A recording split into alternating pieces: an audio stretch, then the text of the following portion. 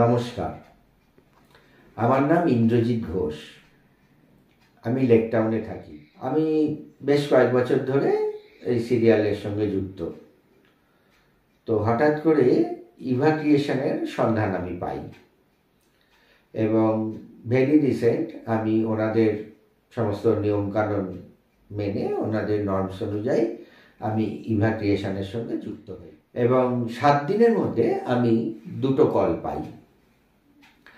একটা হলো তুমি আশেপাশে থাকলে এবং দ্বিতীয়টা হলো কোন গোপনে মন ভেসেছে।